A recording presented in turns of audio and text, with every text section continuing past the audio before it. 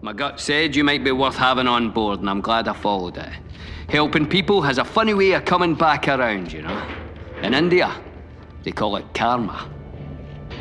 An assassin that believes in karma. Aye, well, it's a complicated relationship. You've heard of it? Oh, yes. But karma is just mystic nonsense. It's not real. Aye, well, it's real to me, Professor.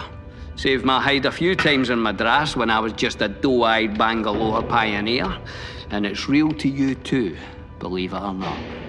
And what did I do to deserve this karma, Colonel? What great sin did I commit to have my entire world torn apart? Well, I wouldn't begin to guess. But there's a reason you're not swinging from a rope right now, Professor.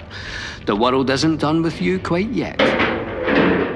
Support for I Hear of Sherlock Everywhere comes from MX Publishing, with the largest catalog of new Sherlock Holmes books in the world. New novels, biographies, graphic novels, and short story collections about Sherlock Holmes. Find them at mxpublishing.com. And by the Wessex Press, the premier publisher of books about Sherlock Holmes and his world. Find them online at wessexpress.com. And from listeners like you, who support us through Patreon. Bonus material, thank you gifts, and more await at patreon.com/I Hear of Sherlock. I Hear of Sherlock Everywhere, episode 245, Moriarty, the Devil's Game. I hear of Sherlock everywhere since you became a chronicler. In a world where it's always 1895, comes I Hear of Sherlock Everywhere, a podcast for devotees of Mr. Sherlock Holmes, the world's first unofficial consulting detective. I've heard of you before. You're Holmes the meddler, Holmes the busybody, Holmes the Scotland Yard Jack in office. The game's afoot as we discuss goings-on in the world of Sherlock Holmes enthusiasts, the Baker Street irregulars, and popular culture related to the great detective. As we go to press, sensational developments have been reported. So join your hosts, Scott Monty and Burt Wolder, as they talk about what's new in the world of Sherlock Holmes. You couldn't have come at a better time!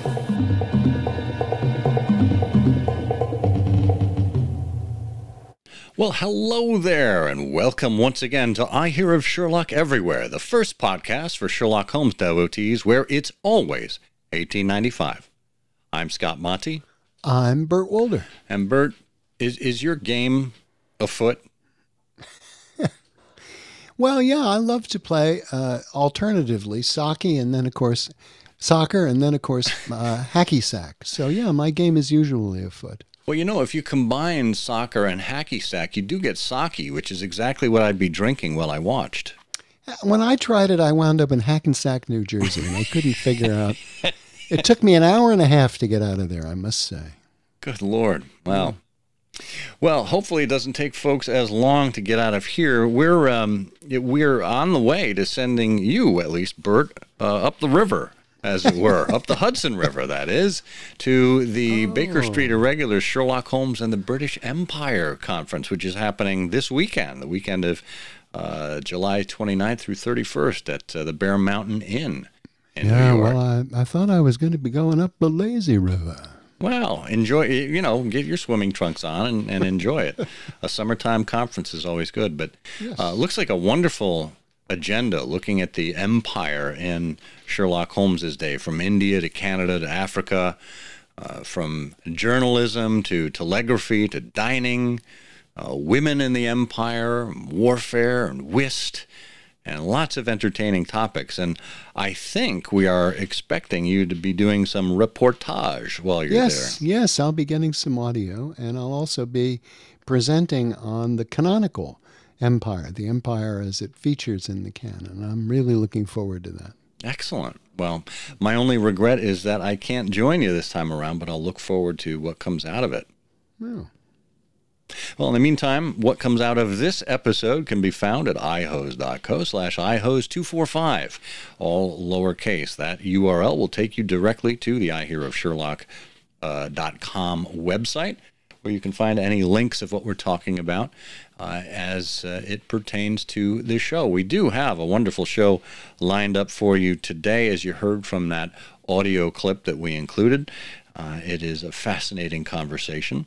But in the meantime, if you would like to help support the show, that you would like to become a Patreon supporter to help us produce more shows like this and to do our research and all the rest and to send Bert on his boondoggles like this up the Hudson River, feel free to join us at patreon.com/IHearOfSherlock.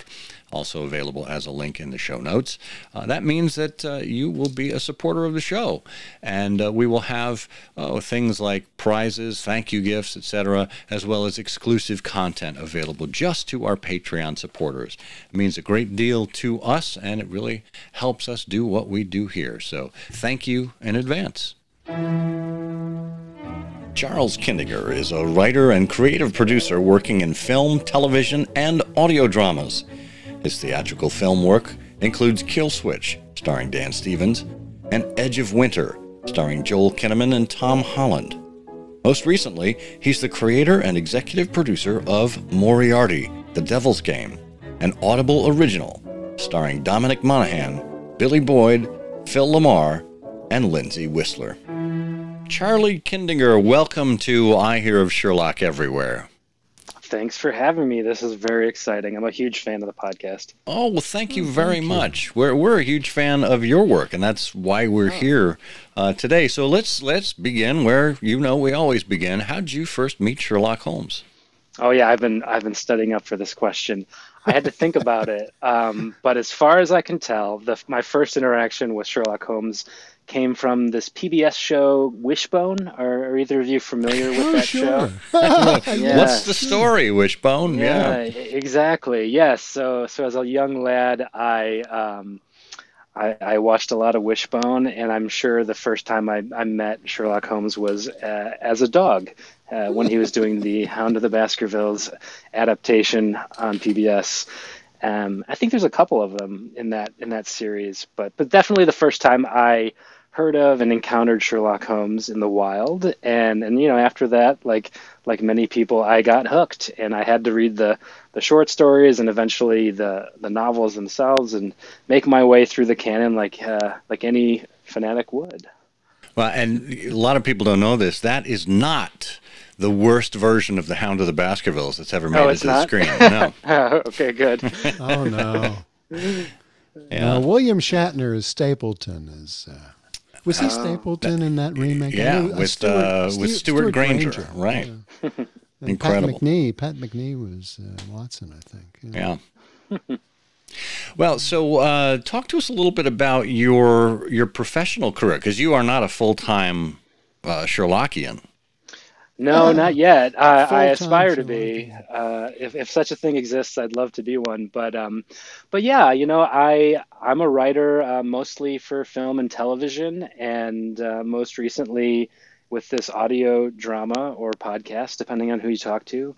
I have a brief career in Hollywood that is hopefully going to become longer after this comes out.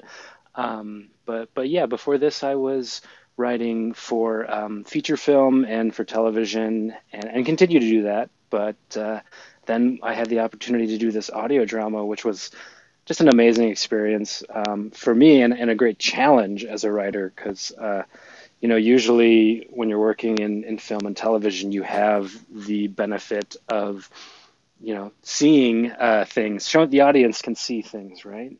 And we just don't have that with the audio format. It's a lot is left to the imagination, which is kind of the fun of it.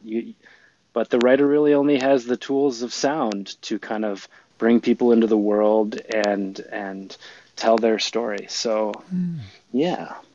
Did you find that a challenge, writing for audio? Because, and particularly with the Hound as an example, there's a story where the Hound, the Moor, and we've talked about this in the podcast before, things like the city or the moor or the surroundings become a character.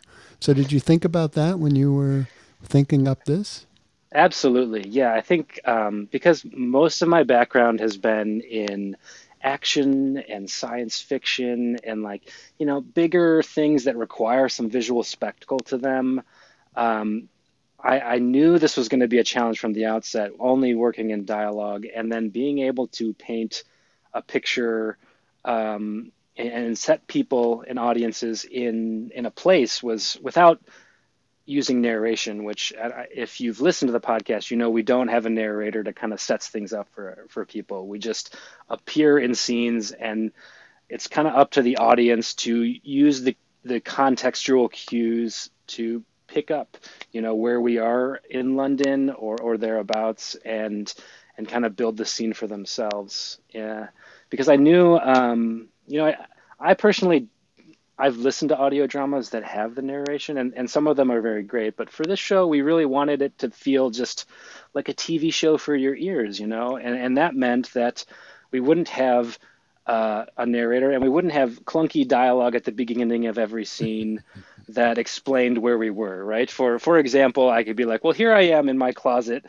talking to you fine gentlemen, and then the scene can now begin. We really wanted people to kind of you know, use sound design and sound effects to kind of, and every once in a while some dialogue to help build the scene in people's minds without being too, you know, overbearing and hitting people over the head. Professor, how's your head?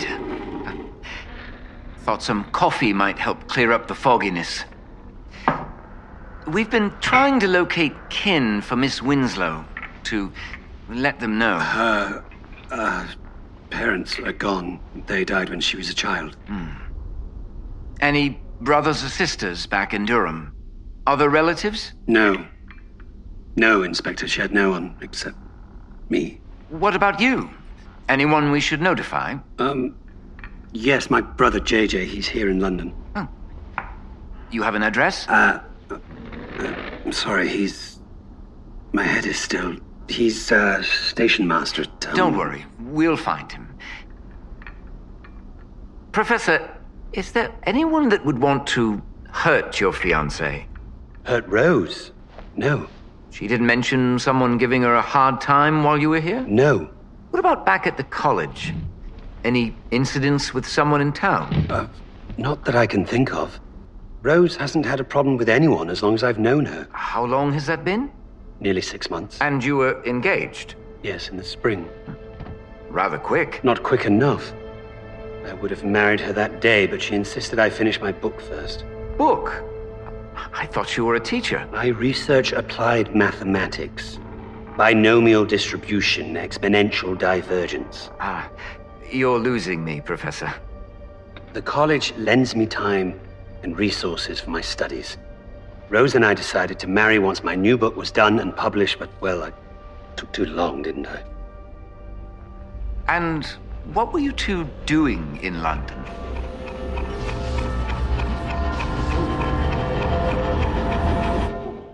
Yeah, well, I think it works really well. I mean, the sound design here, and folks have heard this clip. It's just really, really engaging. And you say, it's like a TV show for your ears. I remember reading just about the history of media development, and obviously in the 1920s and 30s, people were most familiar with radio, and they would sit around their living room and watch the radio. And when television was introduced, it was called radio with pictures. And so you're kind of backwards engineering here.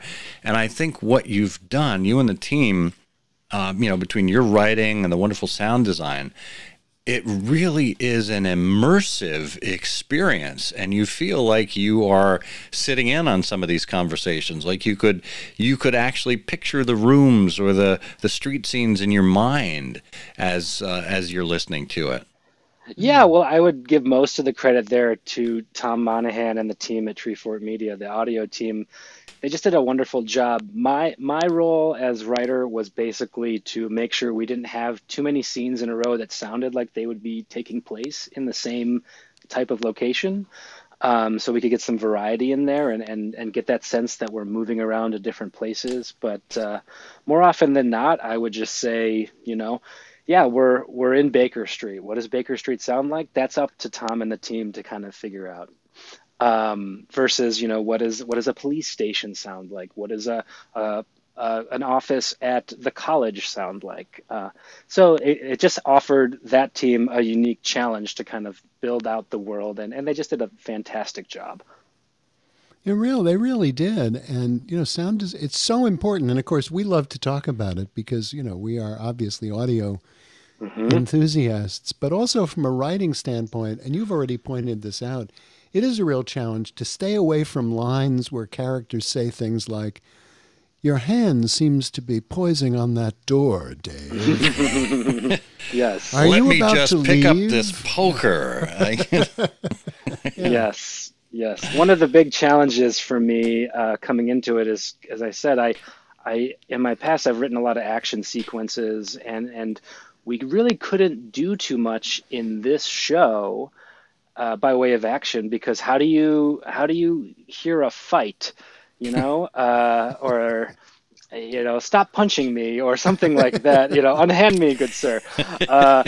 And every once in a while we sprinkle those things in, but really we're trying to stay away from showing the physicality on or through dialogue, and it's a challenge, but hopefully people pick up on it and enjoy the ride. No question. Well, I mean, in addition to talking about the sound design and how the team actually constructed these episodes, I'm interested, Charlie, in understanding about the evolution of this show overall, understanding how something like this just comes to be. Was it that you had a show in you and you shopped it around, or was it that a production company just tapped you and said, "Hey, we're looking to form a Sherlock Holmes podcast, and we think you're the guy"? How does this actually happen? Yeah, so it's a long and winding tale, but I'll give you the abridged version. I had long wanted to do something in the universe of Sherlock Holmes. As a fan, I had thought about even writing fan fiction for a time, but when you're out here in Hollywood, you're trying to make a buck, right? So so fan fiction doesn't always pay, right? And so I was thinking, we know.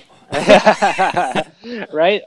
So I was looking for ways to incorporate my love for Sherlock in a way that might be interesting for other people, in the form of a movie or a TV show or even an audio drama like this. And so I had reread The Final Problem, which is a heavy influence on this particular story. And there's this passage at the beginning where Holmes is discussing with Watson who Moriarty is, right? And this epic game of cat and mouse that they've been having for what seems like months, but it's only like a paragraph at the beginning of the story. And I had this thought of like, well, that sounds really interesting. Why isn't there more of this, in the canon? I'd love to hear what happened and how did this come to be, and why did they start going back and forth at one another? And so I got really interested in this idea of like Sherlock and Moriarty doing battle over time versus, sadly, and there's not a lot of Sherlock and Moriarty facing off in the actual canon, right? They barely cross paths, and it's just implied that they have been kind of going back and forth for ages, and I thought, well, that'd make a really cool story. And so I kind of started there, and at the time when I was telling people about my idea, the Robert Downey Jr. movies were very popular.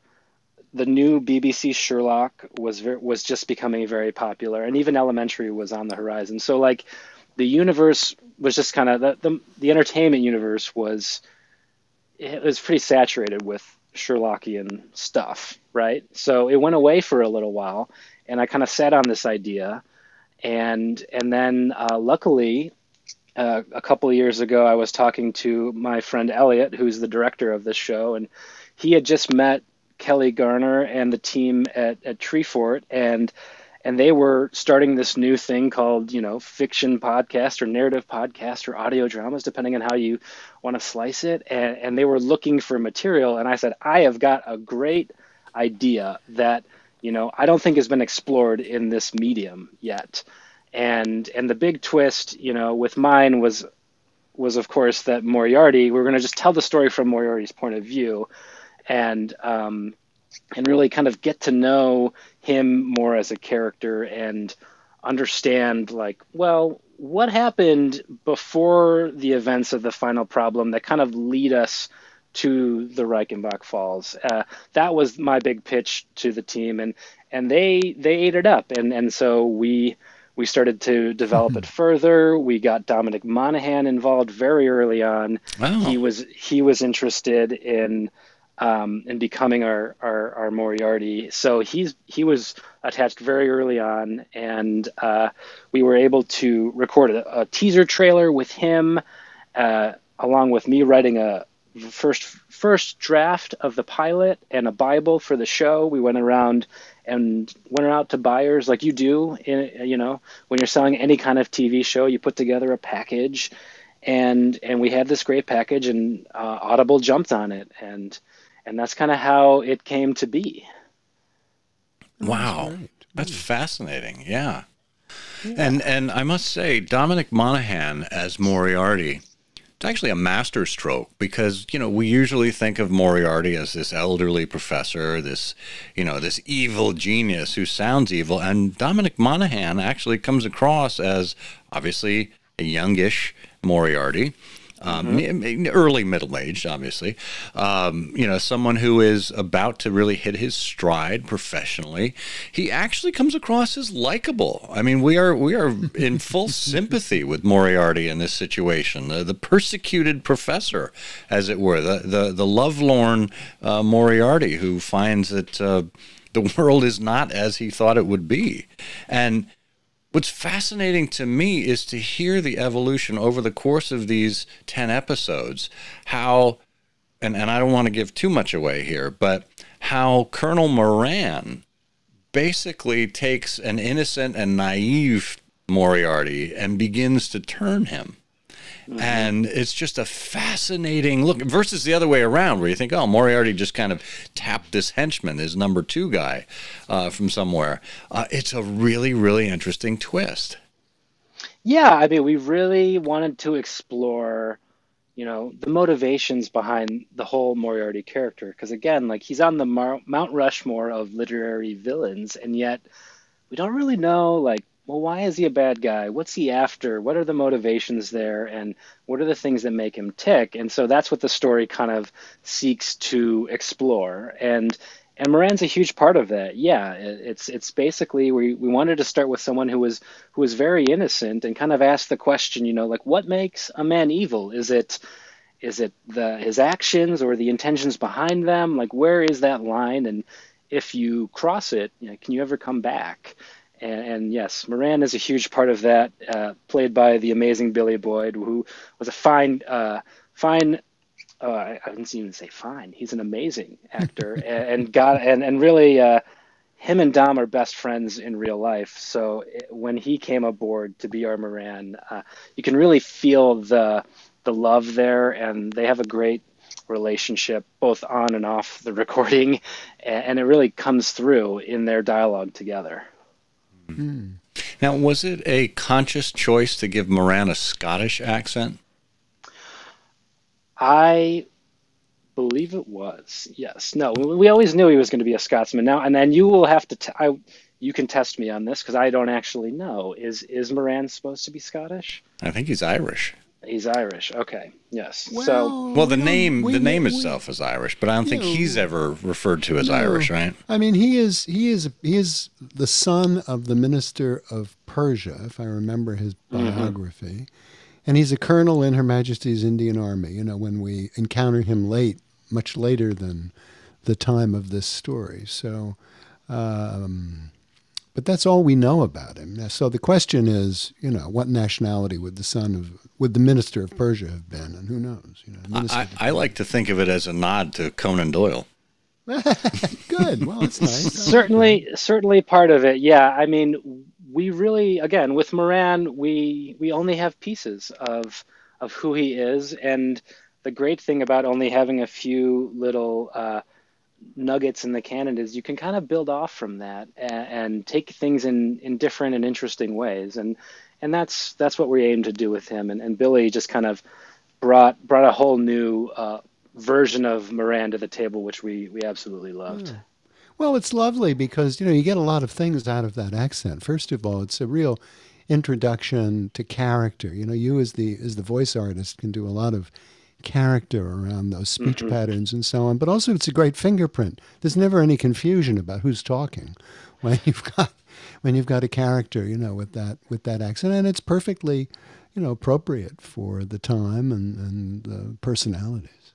Yeah, that's actually one of the big challenges of the show that we faced kind of going into production was, well, a lot of these people are going to sound very similar. Right. And so we were looking for ways to kind of differentiate ourselves. And Moran is one place where we can kind of push ourselves a little bit off of the standard, the standard London accent. And I admit, well, you know what I sound like. I'm a Midwestern boy from Chicago. I've been to London once. I don't know the different, the different, what's dialects the word? Or, yes, yeah. the different dialects. Yeah, but we had exactly, and this is where Team Treefort and the cast came in a big way and helped us out, because we have a very authentic cast who would come in and be like, what kind of accent do you want? Because we've got upper London, we've got different dialects to choose from, and most of our cast is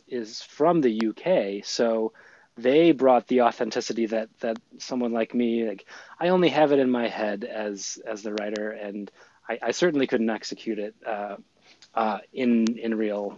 If I was asked to do a dialect, I could not do it. Well, we'll come back and talk a little bit more about some of these characters, a couple in particular, right after this quick word from our sponsor. The MX Book of New Sherlock Holmes Stories is the world's largest collection of new traditional Sherlock Holmes stories, with all author royalties going to the Undershaw School for Children with Learning Disabilities. And as of the end of June 2022, these authors have raised over $100,000 for Undershaw. That donation, which continues to rise, has been gifted from the royalties of all of the stories coming from the MX Book of New Sherlock Holmes Stories. The deep partnership between Undershaw and MX Publishing has spanned a number of years and has witnessed many changes.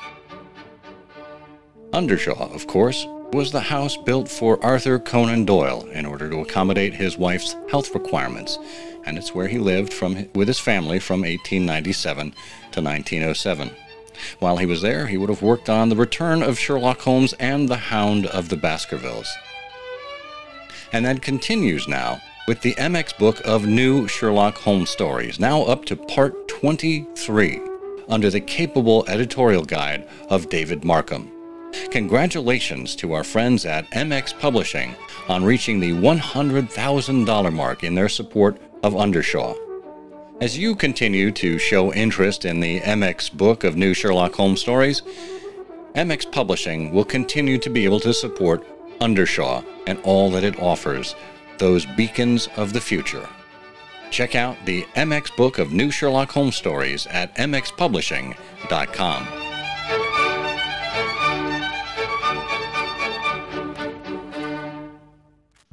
Mr. Prosecutor. Your Lordship, if it pleases the court, the Crown would call one final testimony to the stand. You may proceed. What? No! Objection! The prisoner does not hold the right to make objections, nor to speak unless directed to do so. Your Lordship, ladies and gentlemen of the jury, the Crown respectfully calls Mr. Sherlock Holmes. Holmes?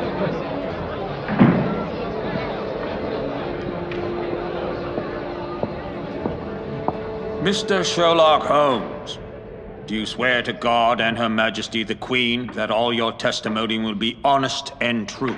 I do. You may sit, sir. The prosecution may proceed. Thank you, your lordship. Mr. Holmes, do you know the prisoner that stands accused? Only by reputation. And what reputation is that? The professor is a rising star in Europe's intellectual community. He is a man of good birth, excellent education, and phenomenal mathematical faculty. From what I've read, he had a brilliant career before him.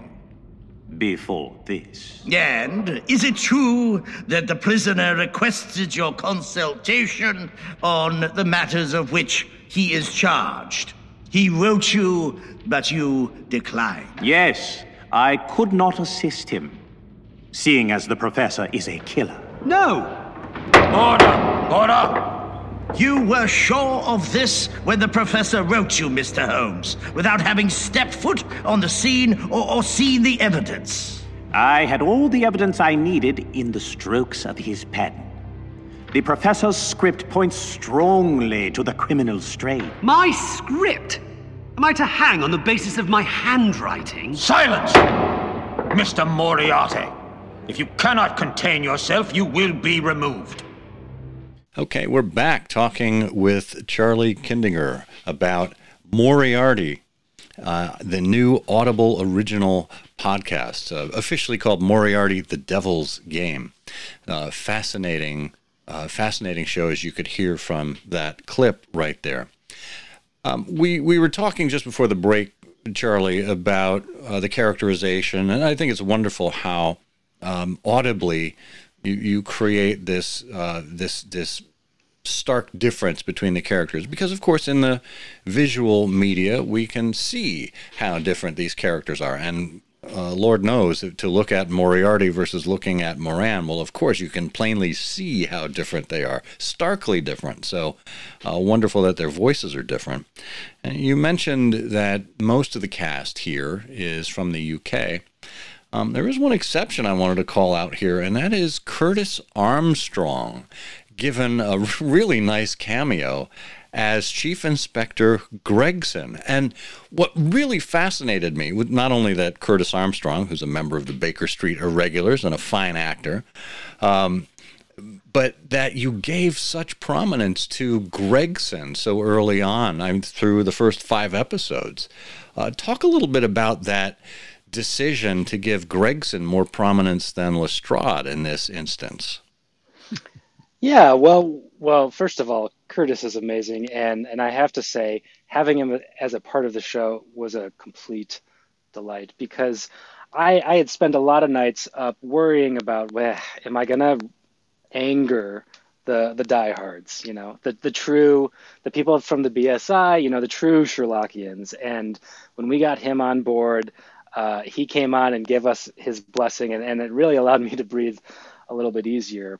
But as it pertains to Gregson, we knew we wanted to have some characters that were not Moriarty or Sherlock in the background, talking about things, helping us flesh out the world. And for those that have listened to the show, both Lestrade and Gregson play roles in different ways. And to have Gregson as kind of the guy that's a little bit more tuned in to what's going on and maybe who Sherlock really is was something we wanted to explore early on in our show.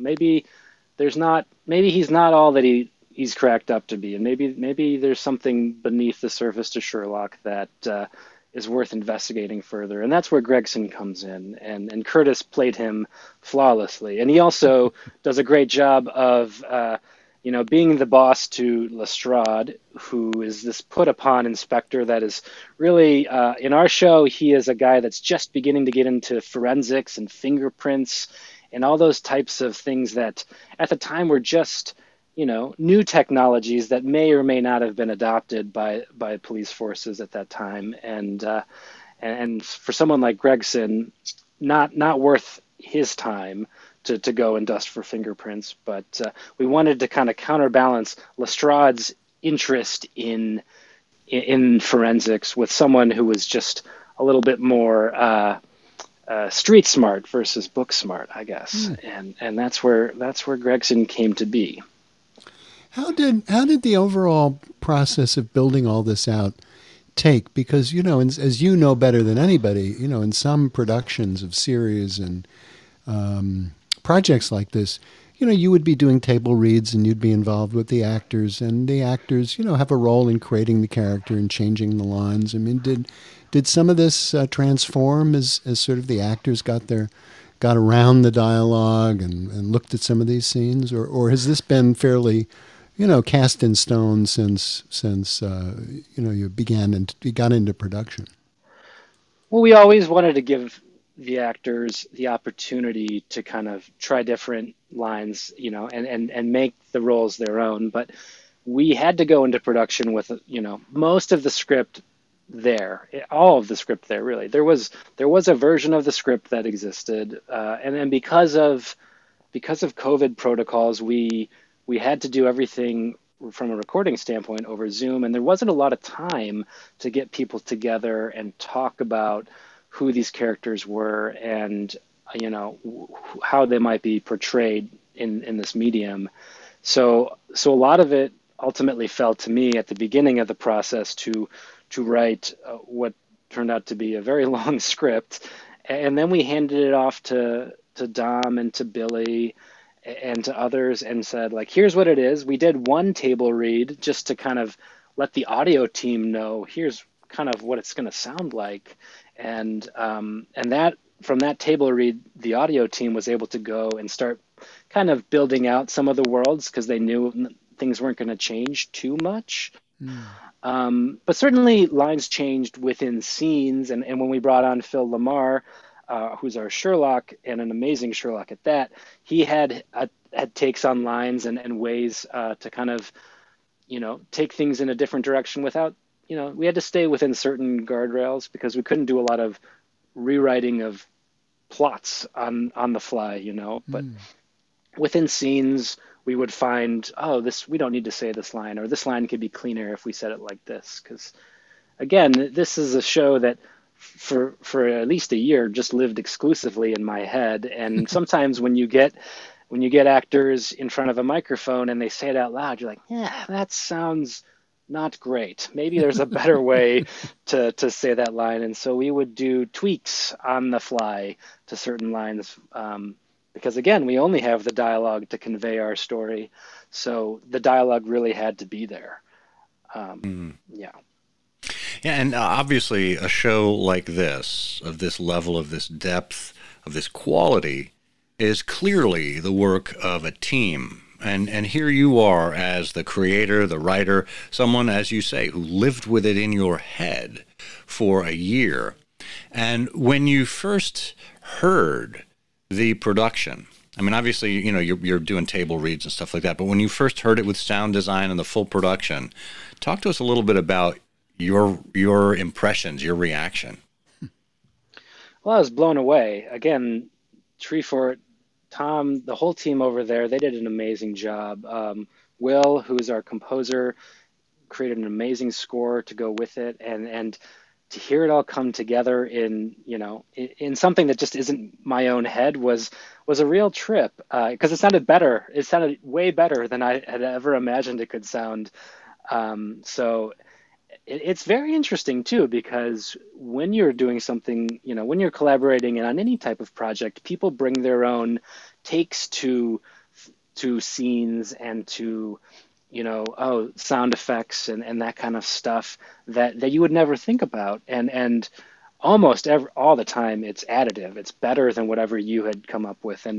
And so this is really just an opportunity for me to say, like, here's the story. We have some great actors doing the recordings, and then the sound team got to take it and just like level things up. And I think they did an amazing job.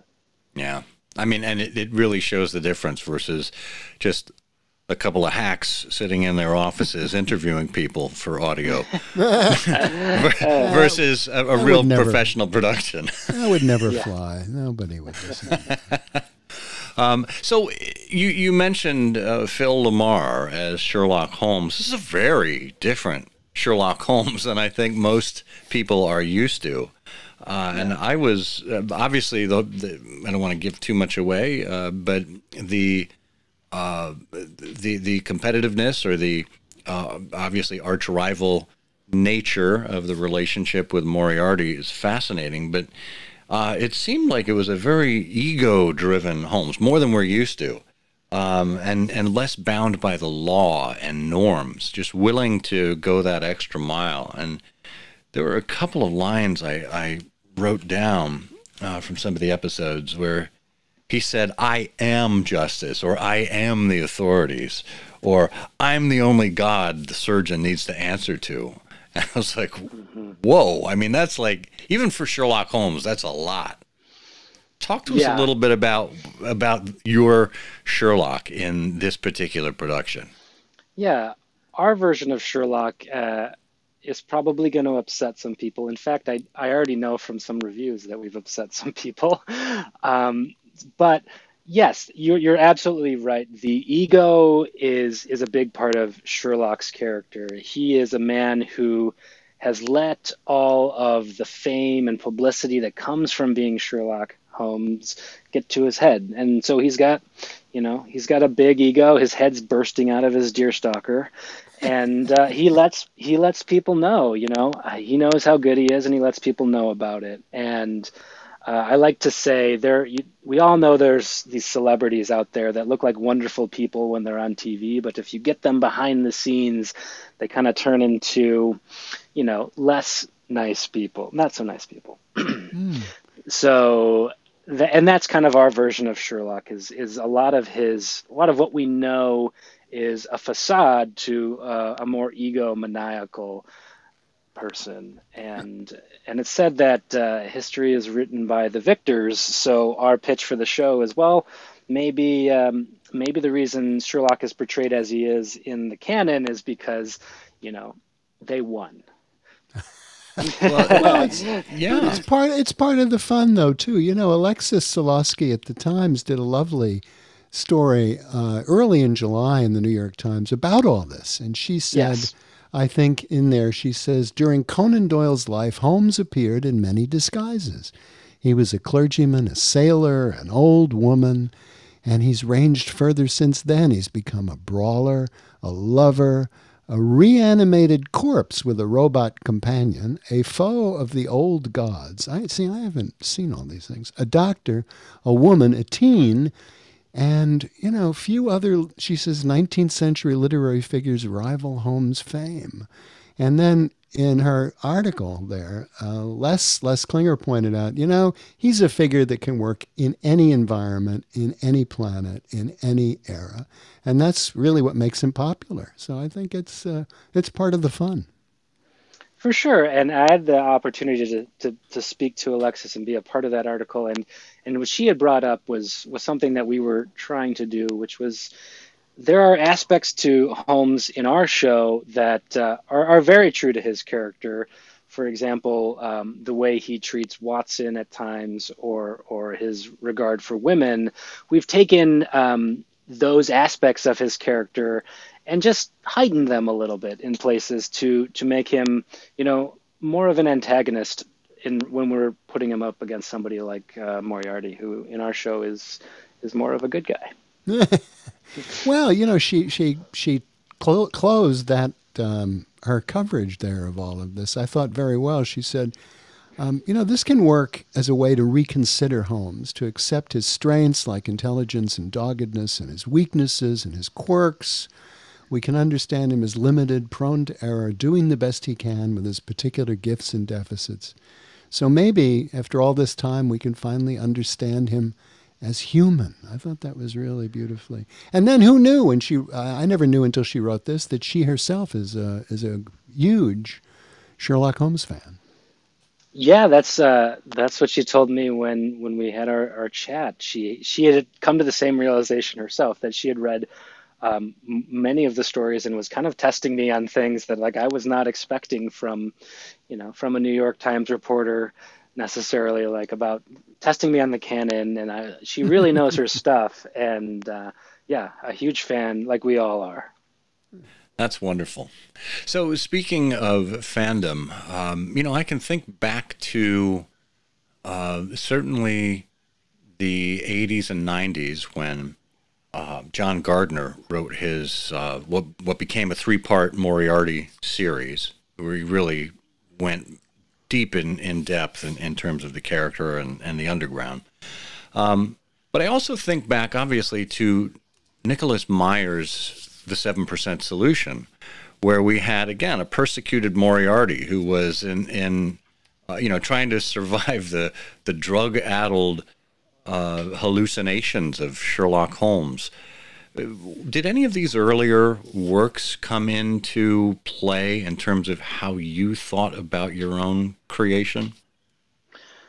Yeah, in a way, I tried to be mindful of staying away from a lot of those because I didn't want to be accused of, ripping them off. Though I obviously love the 7% Solution. It's one of my favorites, and when we were doing ours, we wanted, I guess, I had always pitched this as kind of like The Fugitive, but in the world of Sherlock Holmes, right? So like, what if, what if Moriarty is our Harrison Ford or Richard Kimball, and then chasing him down as the Tommy Lee Jones character would be Sherlock Holmes? And I thought that would always be a fun kind of window into how we would play things. I didn't kill my wife! I don't care! Yeah, I tried very hard to stay away from a lot of the Sherlock adaptations, especially when I was writing, because things can bleed creatively and without you even being cognizant or intentional about them. So. Yeah, well, I think it's just a wonderful addition to the pantheon of really interesting productions that take a different look at this classic relationship. Well, thank you. Yeah, I certainly did my research. I think a big part of my process was I have here the William S. Baring Gould annotated Sherlock Holmes was a huge part of my process as I went in to kind of dissect the canon and put it, I wanted to take it apart and put it together in a new way, but at the same time, we always wanted to be authentic and, as endearing and true to the world as possible, where it served the story. Sometimes we had to take liberties, of course, but we're all coming from a place of love, and me most of all. I just love this character, and I really wanted to honor the canon in a way. And if you could see my office, you would see it's littered with note cards that have quotations or places or events from the canon that I pulled out early on in the writing process. And I was like, oh, it would be really cool if this line came up, but in our show, this line just with the subtext means something completely different. And again, I go back to the final problem, and there's that one scene where Holmes and Moriarty meet at Baker Street. And I thought, it'd be really cool if that scene played almost beat for beat the same, but the way we got there is different, and the meaning behind the words is different, and so that was a lot of the fun in this show, was finding places to sprinkle in nuggets and Easter eggs and stuff like that. That's really, really neat. And obviously, as a committed Sherlockian, I heard some of those lines jump out, or understood some of the references that you were making. There was one about Moran, being down in the ditch and escaping the tiger, and I was like, oh, yeah, that familiar stuff. So a sense of comfort there, that even though we're in a strange new world, there are these touch points that make us feel like, okay, I can understand the orientation now. Well, the last thing you want as a fan, because I'm a fan of many of these types of big worlds, is the last thing you want is for some writer to come in and just completely trash something that you love. And I think we were all, in creating this, cognizant of like, we're taking a pretty big swing here, and we might upset some people, especially people that, you know, are beholden to the original text. And what I was trying to do, and what all of us were trying to do, was just, you know, let people know, like, we love this character and this world as much as you. We respect it, we honor it, and yes, we're going to take it in a different direction, but we're you know, we're well studied in the world, and we're not, you know, we're not disparaging it without doing our homework. You know, you have to know the rules before you can bend them. There you go. There you go. Well, Charlie, what's next for you? Well, we just got back from Comic-Con where we were promoting the show, and the hope is that there'll be a season 2. I mean, Moriarty is on the minds of a lot of people right now. Audible seems to be enjoying it, and there's a lot of people out there that are enjoying it. So we're hoping that enough people show up to listen to it and give us a good review that we're able to do a season 2, and who knows, from there maybe Moriarty will become more. There's talks of potentially being a TV show. We'll see. Oh, fun. Wow. Yeah. That would be great. That would be great. Well, Charles Kindinger, writer of Moriarty, The Devil's Game, from Audible Originals and Treefort Media, thank you so much for joining us here on I Hear of Sherlock Everywhere. Thanks for having me. This has been great.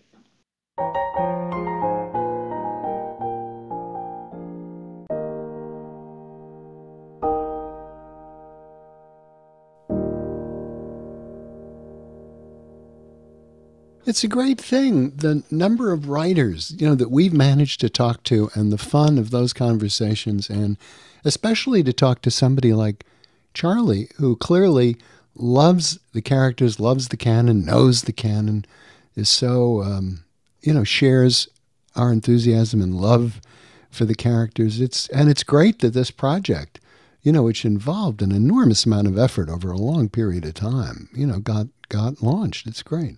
It is. And, you know, I mean, there's a number of types of podcasts out there. Obviously, there's the straight interview show like we do here. Obviously, we have our discussion show with Trifles, where we talk about the Sherlock Holmes stories. There are true crime podcasts. But I think this wonderful niche of podcast dramas in a limited series run is really a wonderful thing. And when you have a team of people and you know, executives, writers, etc., that really know their material, it really makes it a joy, not only for them to create, I would imagine, but certainly for us to experience as listeners.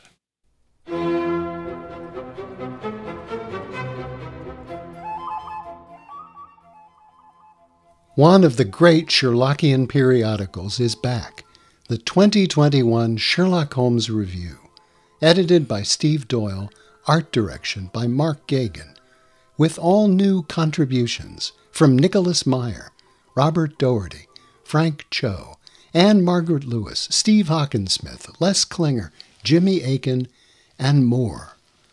118 pages about Sherlock Holmes, the illustrators, community, collecting, comics, reviews, film and TV, scholarship, including new artwork, Irene Adler, drawn by the inimitable Frank Cho. It looks like a book and reads like a magazine. It's the Sherlock Holmes Review. Get your first edition copy of this essential 2021 Sherlockian Annual, the all-new Sherlock Holmes Review, at wesexpress.com.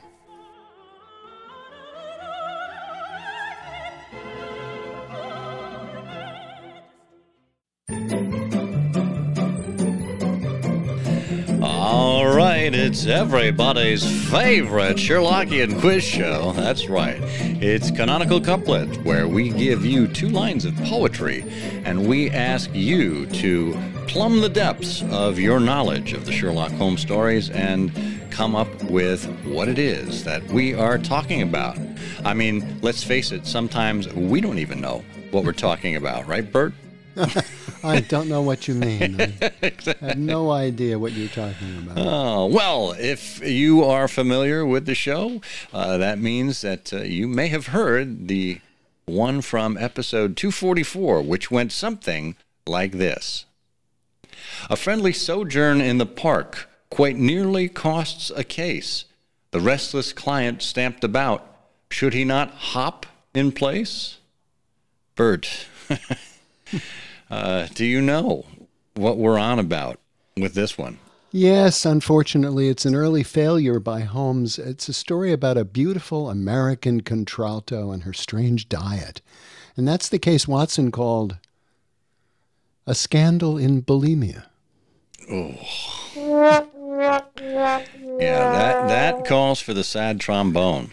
If I could have, I would have pulled out the sad 76 trombones for you, but the other 75 were occupied.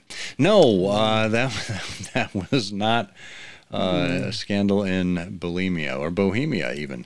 And our friend Eric Deckers does not let us down. He said it's the story about the baseball catcher, famous for his malapropisms and catachresis, who asks Holmes for help in recovering a large clay vessel from the Ming Dynasty. It's the Yogi Berra vase. And he said, see if you know anything about baseball, that's hilarious. Except I don't know if Yogi and Sherlock Holmes overlap, so it's more likely to be the yellow face. Well, yes, that is what we're looking for, the yellow face. Well, let's turn to the big prize wheel here and give it a spin. No, that's not it. Let's turn to the prize wheel here and give it a big spin. There it is. Watching it come around and magically landing on random number 35. 35. That's a good roulette number, by the way, if you're looking to go to the tables with that. Number 35 looks like it is. Oh, will you look at that? It's Eric Deckers. Eric, all of your effort finally paid off. Yes, we do have a copy of, what do we have? The Finest Assorted Collection. Yes. Wonderful essays there that we talked with Rob and Peter about in the last episode. So, Eric, we will send a copy of that book your way. In the meantime, let's cue up this clue from episode 245. Watson knew the hunt was on, a wild beast in the night. Mrs. Hudson changed the figure just 8 times to get it right.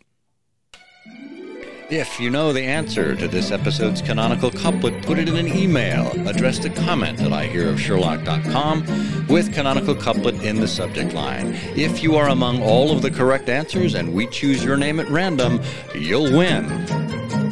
Good luck. And this time around, we'll have some wonderful items from the Sherlockian vaults. Tony Katroki has been very generous in donating books and magazines and other ephemera to the vaults, and we will have some of that stuff to send out to you next time, so stay tuned. Well, Bert, I suppose by the time you listen to this, you'll be at Bear Mountain. Yes, yeah, absolutely, hopefully. Yes. Are you having a good time? I've been having a wonderful time. The program is just absolutely fabulous, and the speakers.